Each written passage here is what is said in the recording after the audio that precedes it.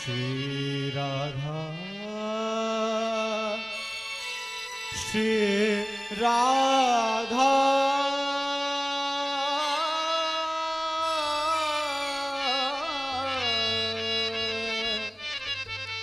श्री राधा मेरी स्वामिनी, मैं राधे जो को दास, जन्म जन्म मोहि दीजियो श्री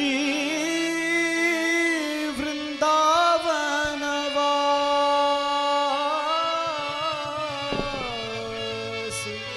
श्री वृंदावन वास। परम मंगल में रसगन रस मूर्ति रस विग्रह रस लावण्य निधि रस स्वरूप रसावतार, मेरे जीवन सर्वस्व प्राणाधार, श्री राधा वल्लभ लाल की वांग में प्रतिमूर्ति श्रीमद् भागवत महापुराण एवं सुंदर व्यासपीठ पर साक्षात मेरी आराध्या श्री किशोरी जी की ही स्वरूप मुझे दिख रहा है। सुश्री नवल किशोरी जी, जिनके मुखार बिंद से आप सभी, मैं तो अलग शब्दों का न प्रयोग करते हुए इतना ही कहूंगा, प्यारी प्यारी कथाओं का रसपान कर रहे हैं। और हमारे ज्येष्ठ भ्राता श्री आचार्य सर्वेश्वर शरण जी महाराज, जिनका वात्सल्य सदैव उस दास पर बना रहता है, एवं कथा श्रवणार्थ पधारे समस्त सज्जन महानुभाव, विद्वत वरेण्य विप्रगण संतगण, माता सती सावित्री की चरित्र को चरितार्थ करने वाली मातृशक्ति दुर्गा समान बहनें, जितने भी बाल गोपाल राम काज करने को आतुर युवागण, जितने भी चरचर जीव यहाँ कथा पंडाल में उपस्थित हैं, सबको सिय राम में सब जग जाने कर हूं प्रणाम। सबके हृदयस्थ कृष्ण को वंदन। और विगत कुछ महीने पहले ही लाली से मुलाकात हुई थी और हमने ये दोबारा बाल लीला सुनी, दूसरी बार।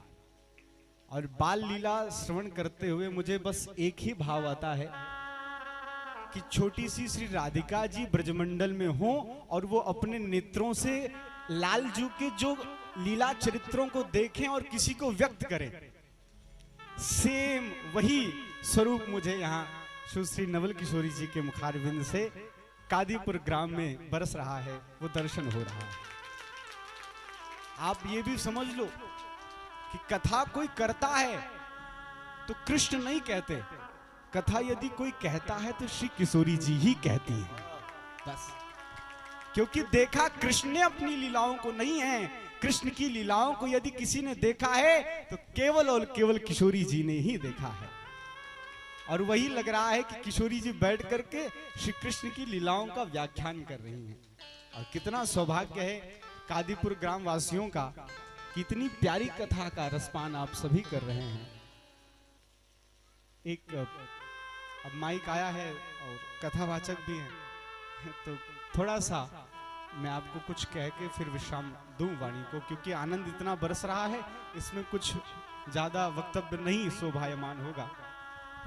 आप सभी अभी श्रवण किए होंगे, ये किसी देवता की कथा आप श्रवण नहीं कर रहे हैं, किसी भगवान की कथा आप श्रवण नहीं कर रहे हैं। ये कथा जो चल रही है ये परम सत्य की कथा चल रही है। भागवत जी का पहला श्लोक ही वेदव्यास जी के लेखिका से निसृत होकर ये कह रहा है कि मैं किसी कृष्ण की वंदना नहीं कर रहा हूं, किसी राम की वंदना नहीं कर रहा हूं, किसी देवता की वंदना नहीं कर रहा हूं, मैं उस परम सत्य की वंदना कर रहा हूं जो इनसे भी ऊंचा है। तो भैया राम कृष्ण इनसे भी कुछ ऊंचा है क्या? इनसे भी कुछ बड़ा है क्या? इनसे भी बड़ा कोई है? बोले है। मैं राम और कृष्ण की वंदना नहीं कर रहा हूं क्योंकि ये केवल सत्य है। पहले श्लोक में सच्चिदानंद रूपाय व्याख्यान आया। तो मैं परम सत्य की वंदना कर रहा हूं जो इनसे भी बड़ा है, सत्य अर्थात कृष्ण। किंतु परम सत्य अर्थात कृष्ण का नाम, राम का नाम। तो ये आप नाम की ही महिमा श्रवण कर रहे हैं।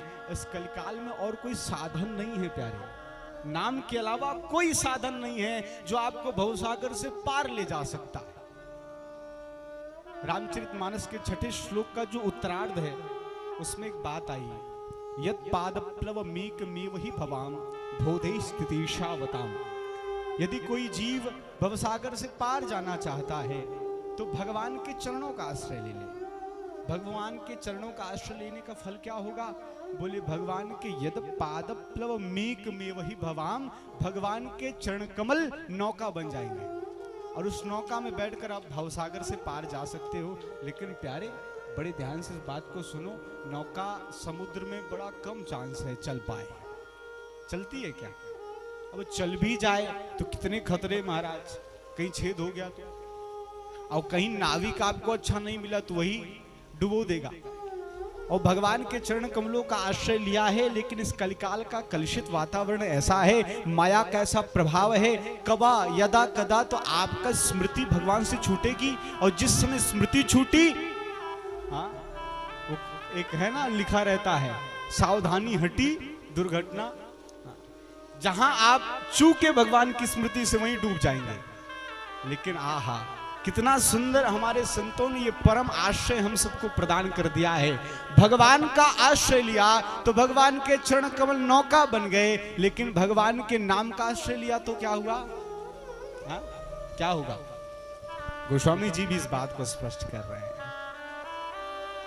भगवान के नाम का यदि हम आश्रय लेते हैं बंधुओं, तो नाम लेत भव सिंधु सुखाही, नाम लेत भव सिंधु सुखाही, नाम लेत भव सिंधु सुखाही,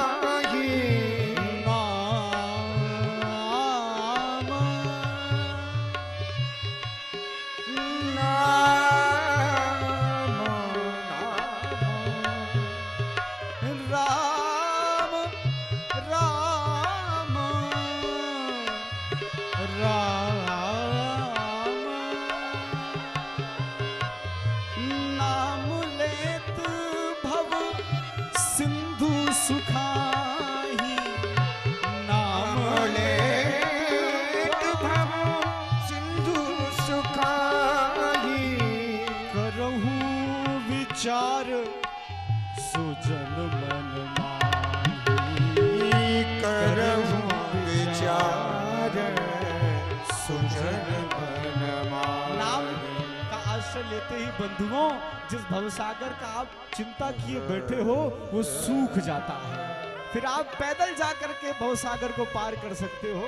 भवसागर की टेंशन लेने की जरूरत ही नहीं है।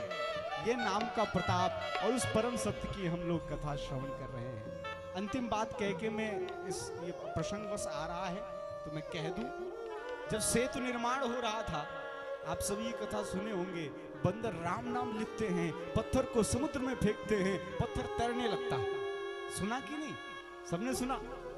राम जी भी ये देख रहे थे और राम जी को भी लग रहा था मेरे नाम में इतनी पावर, इतनी शक्ति। तो सबसे नजरें चुरा के थोड़ा सा दूसरी किनारे की ओर गए और इधर उधर देखा, कोई देख तो नहीं रहा। छोटे से पत्थर को उठाया और समुद्र में फेंका। भाई मेरे नाम में इतना पावर है, मैं भी थोड़ा देखूं कि मेरे अंदर भी है कि नहीं। और पत्थर फेंका महाराज, पत्थर डूब गया। अब इधर उधर देखा, कोई देखा तो नहीं, बेइज्जती हो जाएगी महाराज। नाम से तर रहा है, राम जी नहीं तैयार आ पा रहे हैं। और आप तो जानते हो, एक भक्त हैं जिनका समस्त काम करते हुए भी ध्यान केवल राम जी की ओर रहता है। कौन है वो? हनुमान जी महाराज। काम भले ही संसार का करते रहें, लेकिन ध्यान राम में रहता है। और परम सूत्र मिलता है हनुमान जी महाराज से, कितने भी संसारी बने रहो, कितने भी माता पिता पुत्र पत्नी बच्चों की जिम्मेदारियों को निभाते रहो, काम तो संसार का करो, लेकिन ध्यान राम में रहे तो भजन बन जाता है। देख रहे थे राम जी कहाँ हैं, तो झाड़ी के पीछे देखा, जय श्री राम करते हनुमान जी प्रकट भय। राम जी थोड़ा संकुचाए, फिर बोले अब देख लिया है तो तुम ही बताओ, तुम लोग मेरा नाम लिखते हो, पत्थर को समुद्र में फेंकते हो, पत्थर तैरने लगता है, मैं खुद तैराना चाह रहा हूं, नहीं तैर रहा। हनुमान जी भी वाक पटुकता में कुशल हैं, जितने बड़े श्रोता हैं उतने ही बड़ा वक्ता भी हैं। हनुमान जी जैसा न वक्ता है न श्रोता है। हनुमान जी मुस्कुराते हुए बोले, प्रभु कुछ भी हो, उन पत्थरों के साथ आपका नाम जुड़ा हुआ है, और आप अपने आप से जिसको अलग कर दोगे उसे तो डूबना ही डूबना है। तो भगवान हम सदैव साथ हैं, प्रभु साथ हैं, लेकिन हम सदैव उनके साथ रहे ये संभव नहीं है। लेकिन भगवान का नाम हमारे साथ सदैव रह सकता है। हम भी उसी पत्थर की तरह हैं। पत्थर का स्वभाव है डूबना, लेकिन हम इस संसार में डूबने की बजाय यदि तैरना चाहते हैं कमल की भांति, तो अपनी जीवा पर राम नाम लिख लो। और कोई संबल नहीं, और कोई बल नहीं। अच्छा, अंतिम बात और आई, क्योंकि ये बात आ रही थी, इसको पूरा ही कर दूं। रावण के पास भी ये सूचना पहुंची थी महाराज। हाँ, सैनिक पहुंचे थे रावण के पास, प्रभु हम तो सोच रहे थे हम ही मायावी हम बानर हैं, शाखा थे शाखा मृग जाहि, उनके अंदर क्या बल होगा, लेकिन वो तो पत्थर तैरा रहे हैं, कैसे जीतेंगे हम। रावण ने सोचा सैनिकों का मनोबल अभी घट गया तो फिर ये तो ऐसे युद्ध हार जाएंगे। भाई युद्ध में सैनिकों का मनोबल नहीं घटना चाहिए, इसीलिए सूत मागध बंदी जन को युद्ध में ले जाया जाता था और खूब नगाड़े बजवाए जाते थे, खूब कीर्ति गान कराया जाता था, तो युद्ध जीत जाते थे। अब कोई हताश वाले जीत नहीं पाएंगे, तब तक सूत मागध बंदी जन, अरे शेर तुमने इतनों को मारा, ये किया वो किया, तब वो और जोश में आके लड़ता है।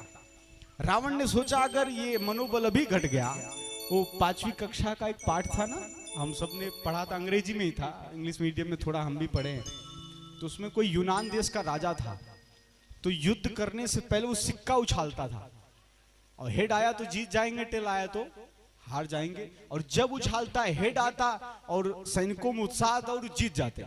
वो तो पाठ के अंत में लिखा हुआ था कि दोनों ओर हेड ही था, टेल था ही नहीं। तो ये मनोबल बढ़ाने की नीतियां हैं। रावण ने सोचा कि ये मनोबल घट गया तो राम से ऐसे ही हार जाएंगे। रावण ने जोश जोश में कहा, अरे ये कौन सी बड़ी बात है, चलो मैं भी पत्थर तैरा दूं, मेरे अंदर भी शक्ति है।